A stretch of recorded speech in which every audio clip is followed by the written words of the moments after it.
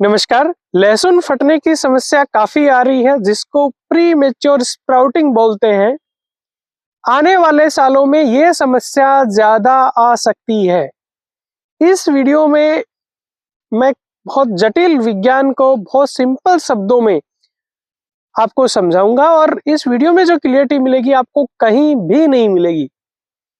मैं खेती से जुड़ी हुई साइंटिफिक इंफॉर्मेशन इस चैनल पे डालता रहता हूँ। यदि आप चैनल पे नए हैं तो प्लीज आप इसे सब्सक्राइब कर लें ताकि मेरे पुराने और आने वाले वीडियो आप देख सके।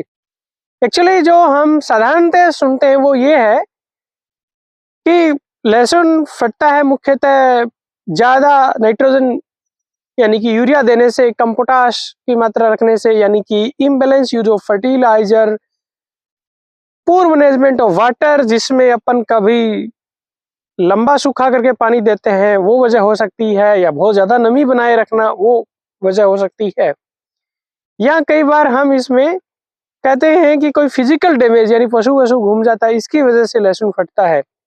और कई बार कहते हैं कि हमने लहसुन दूरी पे लगा दिया इसलिए एक पौधे के हिस्से में पानी और पोषक तत्व ज्यादा आ जाते हैं इसलिए पौधा फट जाता है। लेकिन बात इतनी सिंपल नहीं है, इससे ऊपर की बात है। कई बार ये सब चीजें ठीक से किसान करने के बावजूद भी लहसुन फटता है। तो मतलब जो ये अभी तक की सामान्य बातें हैं ये पूरी तरह से सच नहीं है। दरअसल लहसुन इसलिए फटता है कि पौधे के अंदर दो हार्मोन जो होते हैं खासकर उनका एक निश्चित रेशियो होता है, तभी लहसुन पकता है ठीक से। और उनका एक निश्चित रेशियो नहीं होने से या वो रेशियो गड़बड़ाने की वजह से लहसुन पकने से पहले ही वो उग जाता है खेत में। दरअसल क्या होता है कि पौधे के अंदर जिब्रेलिक एसिड और एब्सिसिक एसिड, ये जैसे ही पौधा पकाव की तरफ जाता है उसमें क्लो बनता है, कलियां बनने लगती हैं, तब पौधे के अंदर जिब्रेलिक एसिड का स्तर कम होता है और एब्सिसिक एसिड का ऊपर की तरफ स्तर होता है। यानी जिब्रेलिक एसिड कम होता है और एब्सिसिक एसिड बढ़ता है सामान्य परिस्थिति में।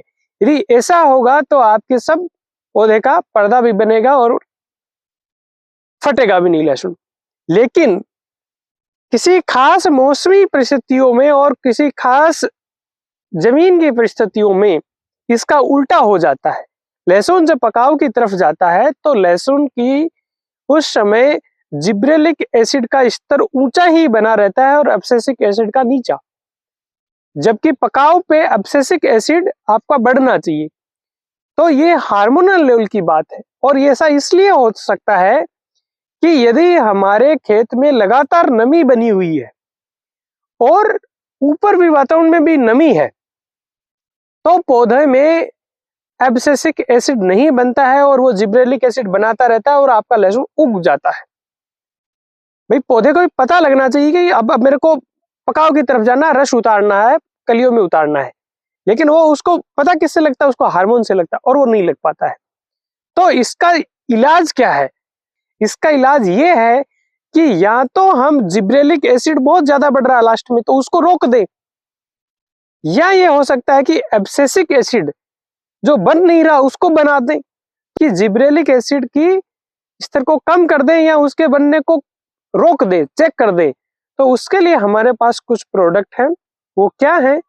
पहला क्लोर में क्वेट क्लोराइड जो कि लिहोसिन के अंदर आता है। दूसरा ऑप्शन हमारे पास क्या है? मेपिकेट क्लोराइड जो कि चमत्कार के अंदर आता है। और तीसरा ऑप्शन हमारे पास हो सकता है पेक्लाब्यूटाजोल जो कि कल्टार में आता है। इन तीनों हार्मोनों से कोई एक हम यूज कर सकते हैं और हम हमारे लहसुन को फटने से बचा सकते हैं। लेकिन जो गोली निकल गई है वो तो जाएगी, टारगेट पे लगेगी। यानी कि जो फट गया वो तो फट ही गया। ये स्प्रे होना चाहिए कि जब आपको एहसास हो जाए कि गर्दन बहुत मोटी होने को जा रही है और आपके एरिया में ऐसी खासकर प्रॉब्लम आ रही है, तब आपका स्प्रे हो जाना चाहिए। जब गोली निकल गई तो वो तो निकल गई।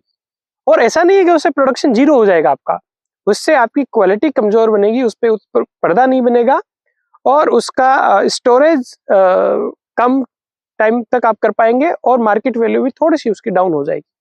आगे के सालों में ये प्रॉब्लम ज्यादा इसलिए भी हो सकती है क्योंकि जो लहसुन के पकाव के आसपास यदि बादल, बारिश और लगातार नमी ऐसी परिस्थितियां बनी रही तो ऐसा हो सकता है और भविष्य में वेदर अबनॉर्मेलिटी होने के बहुत चांसेस हैं।